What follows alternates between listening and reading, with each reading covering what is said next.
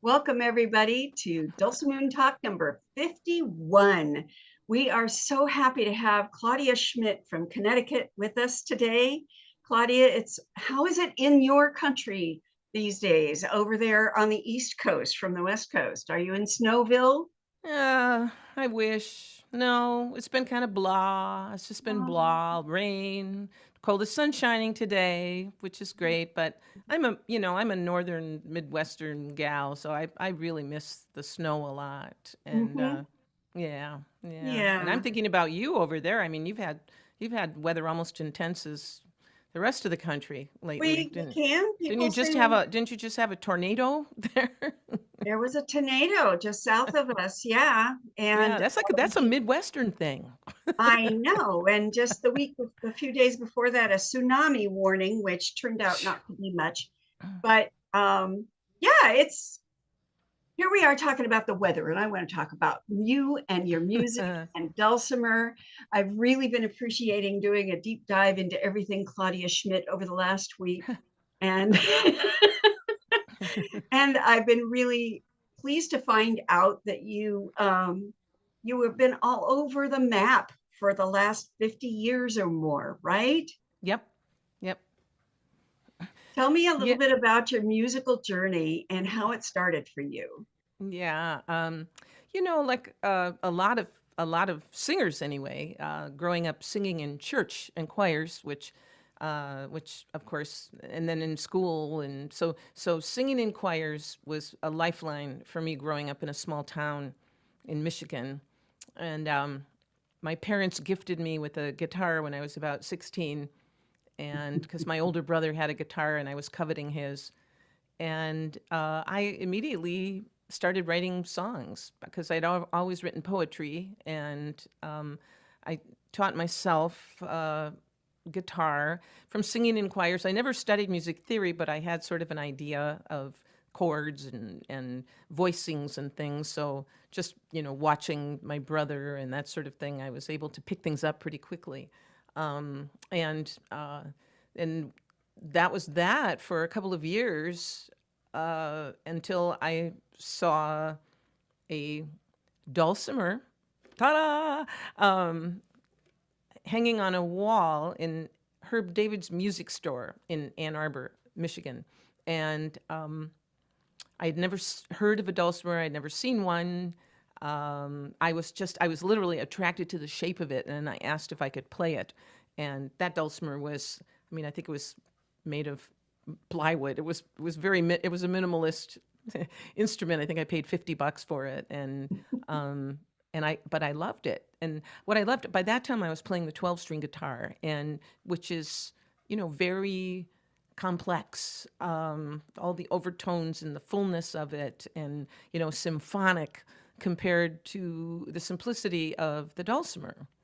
And I think that's what drew me to the dulcimer, because it was so vastly different than how I'd been accompanying myself with the 12-string guitar, that it kind of opened up a whole new world of sonic possibilities. The way that limitations can do that sometimes, That's right. simplicity and limitations open up something else.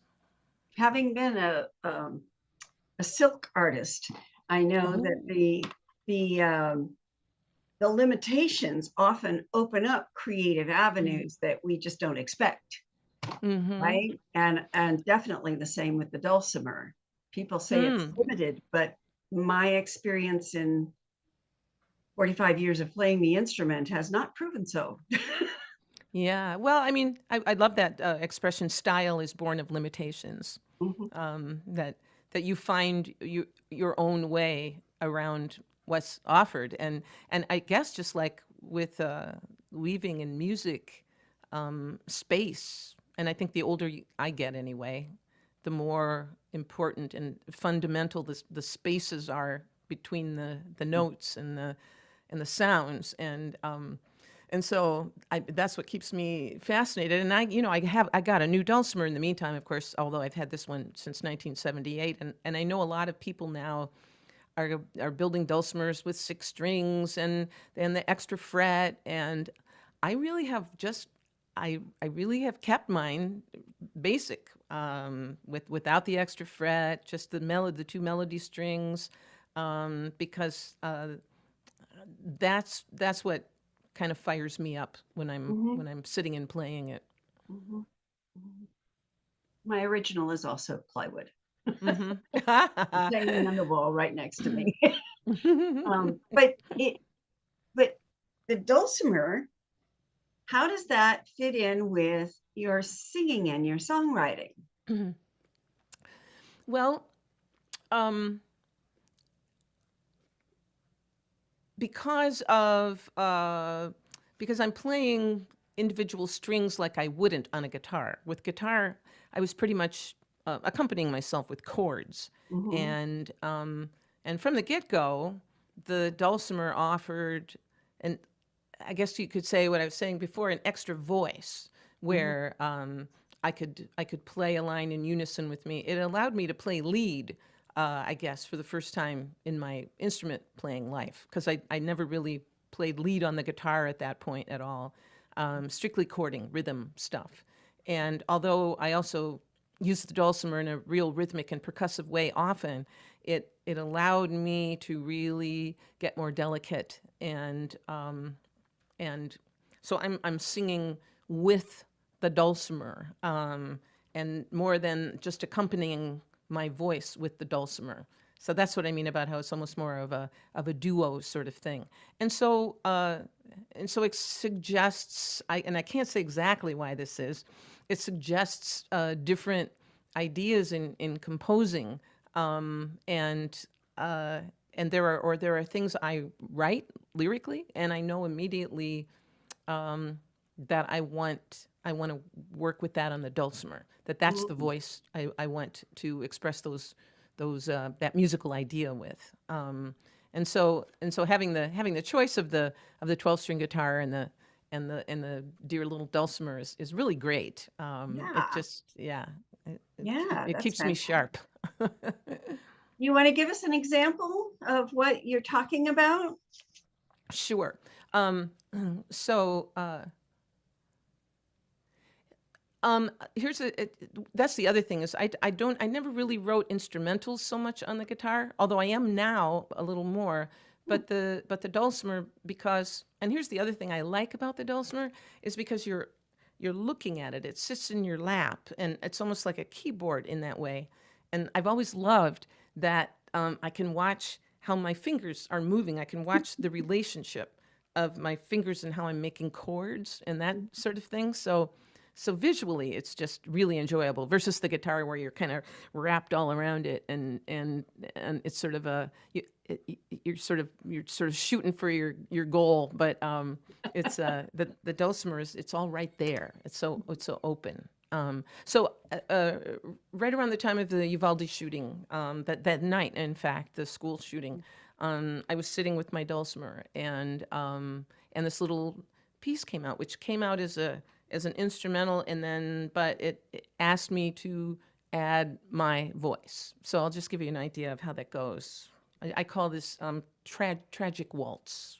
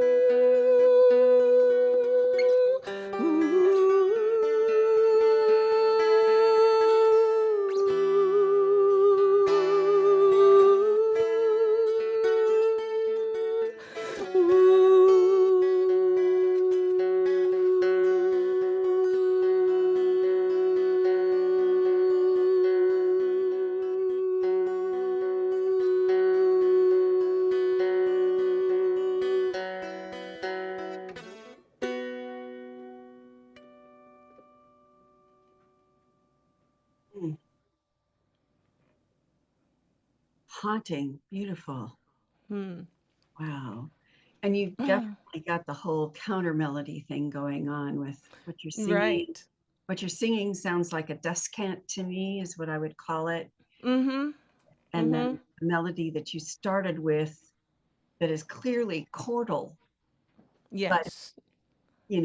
probably Yeah. wasn't specifically started as chordal, right? Mm-hmm. What Yeah, you're with that little, hearing. just that little finger picking thing, and it really unfolded. It just came right out of the instrument that Yeah. day, that night, and Right out uh, of your heart. yes, yeah, yeah, direct channel. Yep. Yeah. Those are the best. Mhm. That's gorgeous. That's a beautiful styling. Because my folks are going to ask, your tuning is what? Well, and this is a funny thing because, again, because I knew nothing about dulcimers when I got my dulcimer, except I knew Herb kind of, it was usually like an octave and a fifth, and so generally D. But so I guess the standard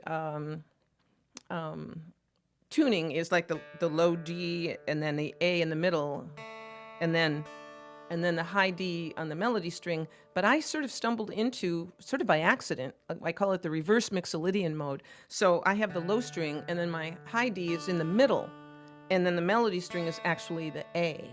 Interesting. And for no reason except that's kind of where I landed initially. And part of it for me is because I started chording right away because I played guitar and I was used to using a fingerboard that way. Even though I did some of the melodic in, picking, that kind of thing, but with the high string in the middle, if you can see. Um, the fingers kind of slide in to a real nice, and then I can,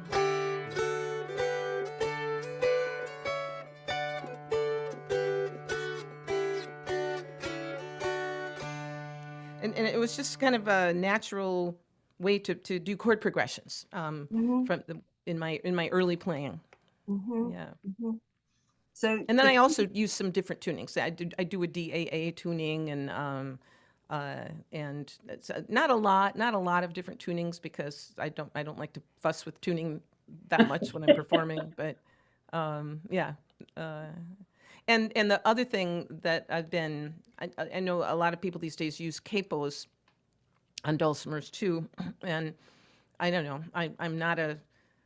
I'm not an intentional purist because I don't use capos really on the guitar either, and I've never used them on the dulcimer. But I've found that just by figuring out how the chordings work, like I can play an A.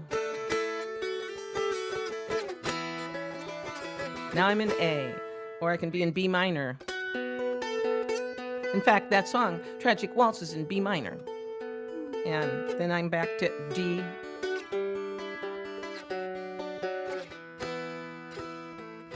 E minor, you just kind of G,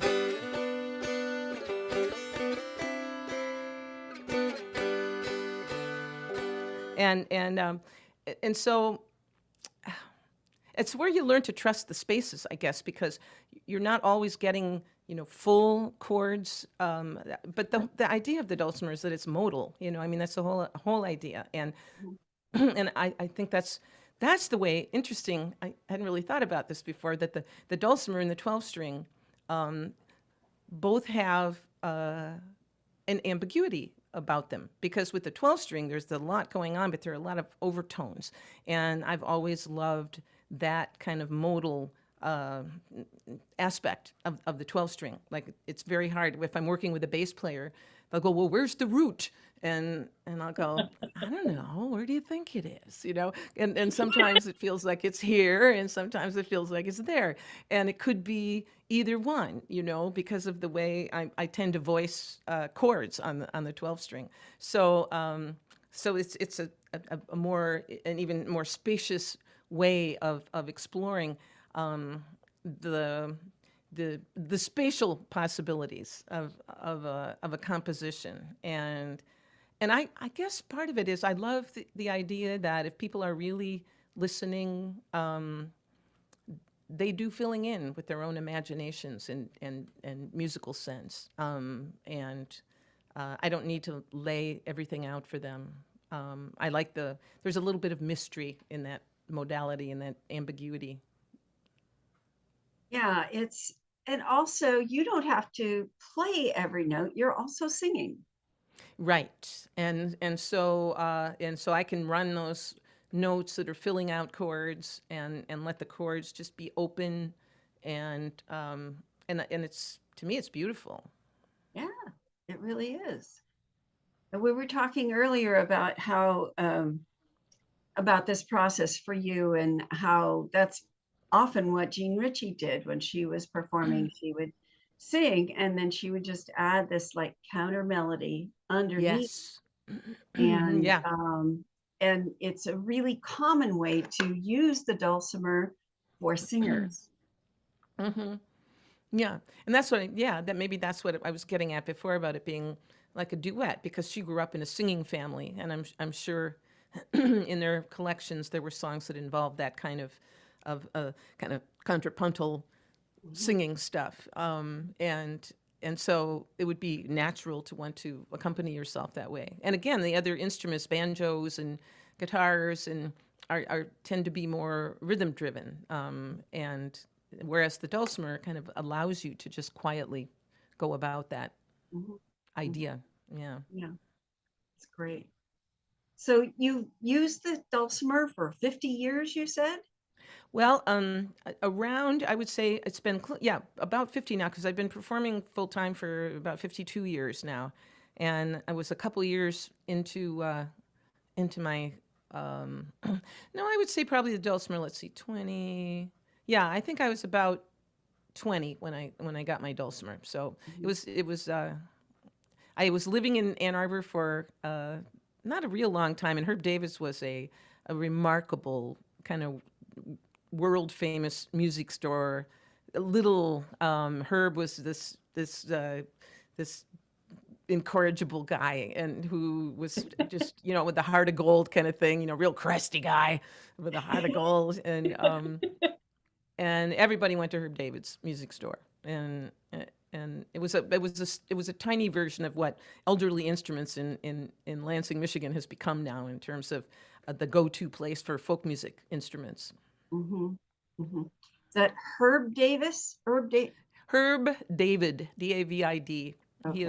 He has gone on as of many years ago, Mhm. but at the store was there for decades, and yeah.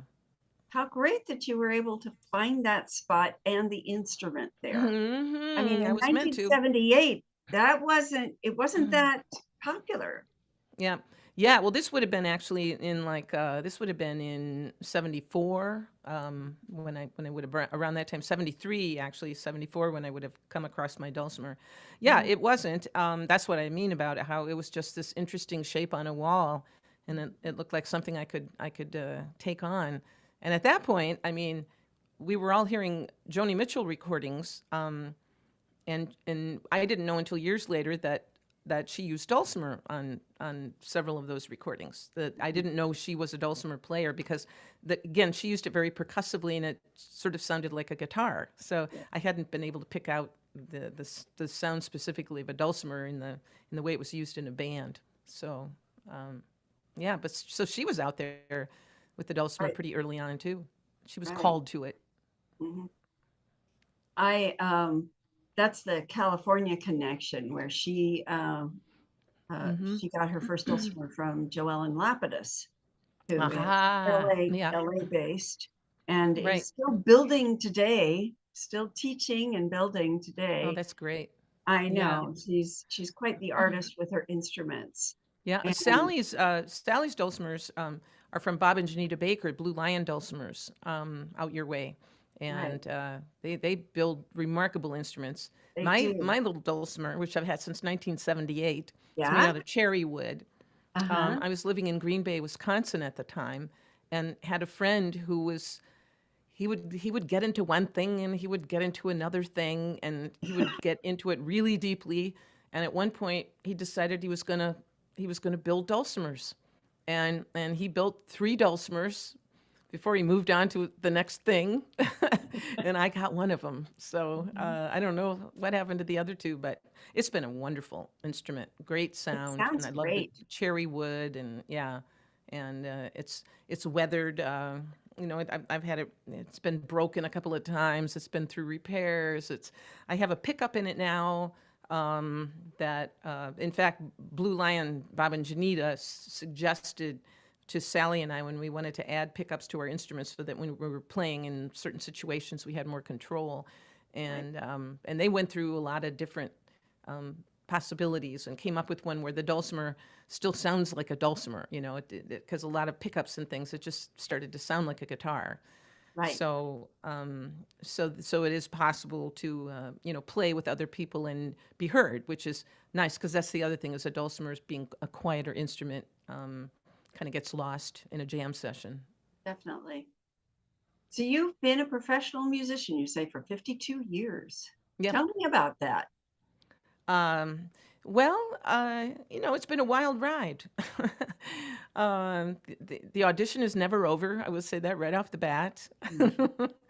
and and it's the whole folk music thing has ebbed and flowed over the years. I don't know. We're on our maybe third incarnation of folk music is dead. No, it's still alive. Folk music is dead. No, it's still alive. And it's most of that has to do with the music business doing its thing, um, al- and the rest of us doing what we do and plugging in where we can. I would one thing I would say is when I was starting out, um, I talk about how things were just a lot kinder and slow moving. I would you got to know club owners and people, and you developed a relationship, and you had a long-term relationship, and the club owner helped you build a following. And I mean, it really was a very nurturing kind of environment in the first several years I was performing. And I'm so grateful for that because I look now at what the scene is like, where you have to, it's like the way I describe it is you have to spring fully formed from the loins of YouTube, and I don't know nobody gets to work their craft anymore. You have your like one night somewhere, and then maybe you can come back in 2 years or maybe never. And so it's a lot harsher environment now, than it was when I was starting out. So I feel a lot of empathy for younger performers, and what they have to go through, and the online thing is in one way is really great, but there's something about being with real human beings, in a room. But I just heard a thing yesterday about they've done a study on brains now in the art world, and that when you see an actual painting in a museum, your brain uh, reacts to it by a factor of 10 more intensely than if you just see a poster or an image online. And the same is true with music, live music, the feeling it in your body, and feeling it with other bodies, and hearing not just the music but the room. And there's a holistic aspect to it that you can only get in a live. And Yeah. I'm talking about more like club, smaller. I mean, I love house concerts these days because of that, because of the intimacy of it. It's kind of more like the heart and soul of the music. And things, you get into larger concerts, and I don't know, just more is being done for you as an audience member. And so I like the audience participation aspect of an intimate live concert, because everybody's just in the middle of it together. Yeah. I often feel like the audience is the other member of the band. Mm-hmm. that isn't there when you're Yeah. practicing at home. Yeah. Right. Right. Yeah. Mm-hmm. And I Yeah. hear what you're saying about the harshness, um, and how different it is right now. It used to be that you had to, make sure that your material was, uh, protected with copyright and recordings and all of this stuff. And it got to the point where when I did my first recording of originals, which was 2012, the producer was saying there is no bad or too much um, publicity. I mean, you want to be all over the place, and don't worry if you're giving it away, because you need to be present on everything, every Oh, right, platform, right. The new thing, right? exposure, Right. which Well, isn't a new thing at all. But yeah, no, that's not a new thing for sure. But yeah. but I really think that the aspects of getting known, or getting your name out there, getting your music out there, are really much harder, even though we have more possibilities for exposure. Oh, yeah. I mean, it's sort of like the more there is, the more diffuse it gets. Yeah. It where's it going? I mean, it is tricky. I mean, for promoting as well, it's really frustrating for that because everybody's listening to their own platform. And, Mhm. early days, I would come to a town and I'd go to the public radio station, and Right. everybody who would come to the concert would listen to the public radio station, and it was the center, it was the clearinghouse for these sorts of cultural events. And that's way sort of, I mean, it still exists, but not nearly as dependably as it did then. Mhm. So if you're really good at hype online, which I'm not, and you're willing to get on all the platforms and do all that, which I'm not. It's kind of like I start getting into all that, and I think of that the great line from the Mary Oliver poem of the summer day. I think it is, "What is it you intend to do with your one wild and precious life?" About the time I start getting tied into a pretzel because of trying to deal with something, and then I go, "No, it's not this. Not at this point." Yeah. Yeah.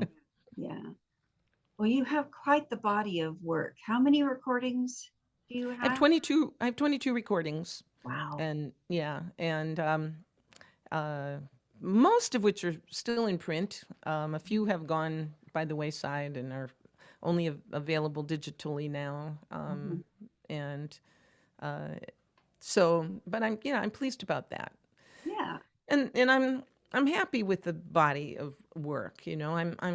I feel I can go back and listen to the first record, and of course, there's the note I like the most and the note I like the least that I'll still hear on the album, and Yes. but I can really I see the thread. I mean, I feel like the path has been true, Mhm. and that makes me happy.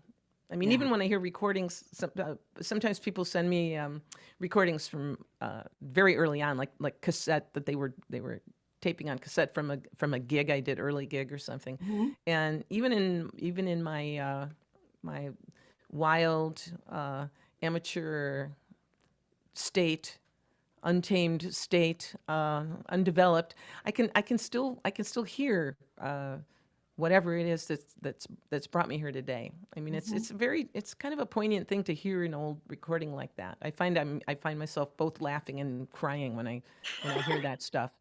Like an early gig I did in Detroit when I would have probably been 19 or something, and for some reason I had a fake Southern accent at that point when I talked. I don't know, who knows why I had that. I have no recollection of it or how long it lasted, and nobody ever said, "Why are you talking with a fake Southern accent?" They just let me do it until I didn't anymore.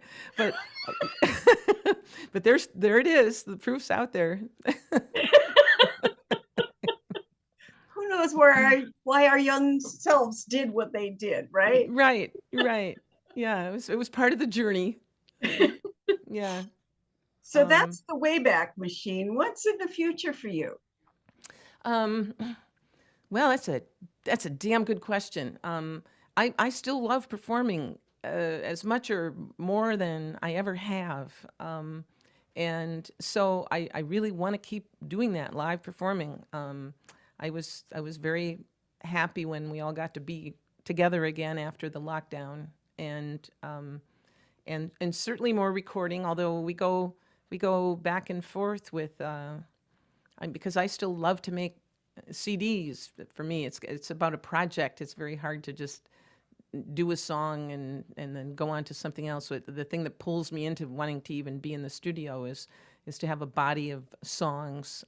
One thing we're thinking of, Mark, my husband, who's a wonderful recording engineer, we've been well, during COVID, I did these half-hour concerts on Right. Facebook every week, and so he would video record those, and we have a whole archive of things like that during. And when I talk about COVID, I'll do songs. I call them my COVID hits, and people laugh, and so we're actually talking about maybe doing a special project of instead of DVDs, of these videos that we have archived of things that were inspired during COVID, and I actually kind of narrate, how they came about. So because I find, people are interested. It's, in a way, people don't want to think about that anymore, but when you bring it up, it touches a nerve in people, and I think there's so much we haven't ever processed from that time. I mean, not just grief, which we know about for sure, but all the other things, adjusting to the kind of life we had to live, and being forthright about how it felt. I mean, a lot of my introvert friends loved COVID. They loved it. They loved not having to make an excuse for not going somewhere because they really just wanted to stay home instead.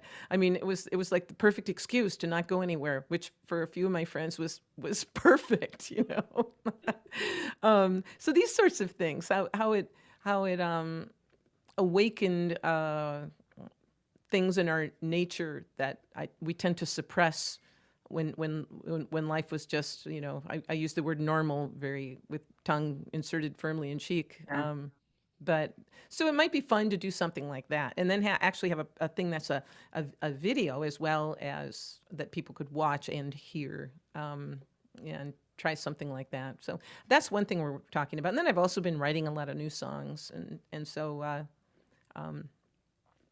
that's for me, the playing and singing, and I know a lot of friends who really moved a lot more toward teaching, especially during COVID. But I do some teaching, but not a lot. But like, because I said before, I play by ear, and so I don't really have the Claudia Schmidt technique, for anything really, because I've just done it all as I go along, and so I can't really package. I don't feel like I can really package, and my fundamental self sort of thinks, well, I found my own way. Maybe Right. somebody should find their own way. That we don't all have to take lessons to make music, and we Absolutely. don't have to know music theory to make music. That the music belongs to all of us. The music belongs to all of us. Absolutely. Absolutely. And some of my favorite jazz musicians don't know how to write it down. Mm-hmm. I mean, they can tell me that's an A minor Mm-hmm. chord, and then I'm going to an F sharp, and then they can tell me these things, but they can't write it down, and they don't really Yes. know the theory, but they do because they play it. Right. Yeah, they And hear that's it. what, It's in yeah, there. Yeah. yeah. And yeah. And it's Yeah. recognizable. So There's a yeah, lot of times when friends of mine who have kids, they want to play guitar, and they get a guitar, um and the first thing that you talk about is lessons, and that's okay, but mhm, there's a lot of room for just imagination too. And I mean, there are things, when I think about when I was first playing guitar and even dulcimer, there were some things I was doing on the neck of the guitar and the fingerboard that I can't even reproduce today. It was almost like the more I learned, there was something that I lost in the learning, versus just being kind of out there. And now I'm at a point where I can kind of get back there again a little more. But for a while, I feel like I was kind of sad that I lost this sort of adventurousness that I had in the very beginning. Well, Like on the Dulcimer, sometimes I do workshops and I call it "Let the Fingers Do the Walking." I mean, it's kind of because you can take so you can just I encourage people to just take their fingers and just go and and then go somewhere else.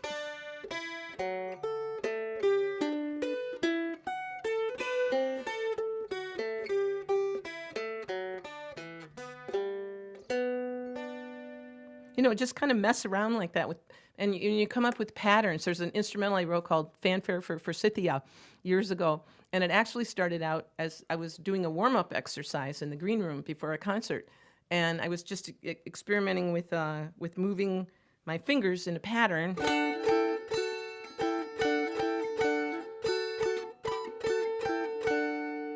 And then it's sort of in the course of doing that, it became this tune.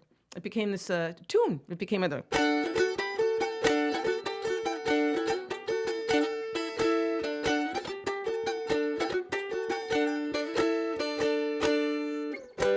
and then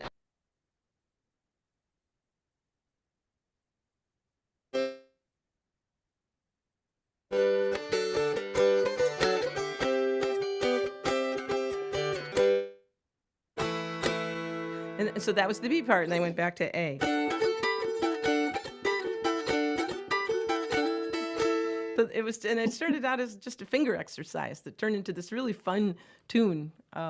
Yeah, messing around is powerful. yeah, Yeah, yeah. yeah, definitely.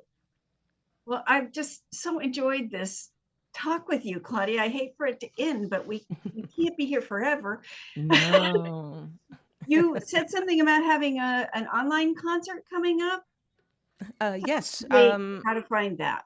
Sunday, December 29th from 4 to 5 Eastern time. Sally Rogers and I are doing a concert, an hour-long concert.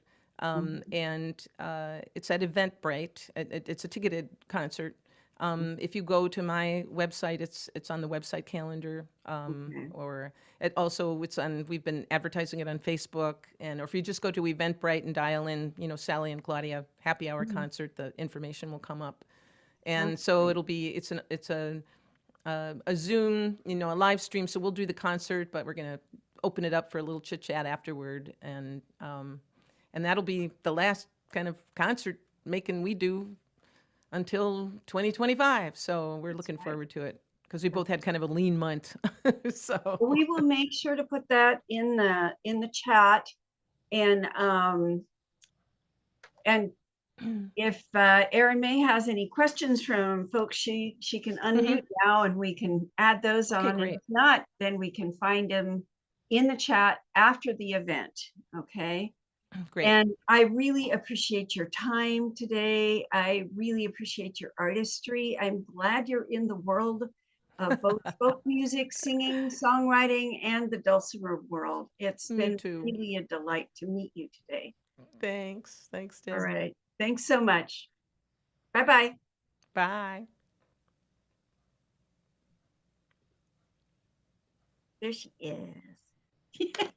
Yay. How fun.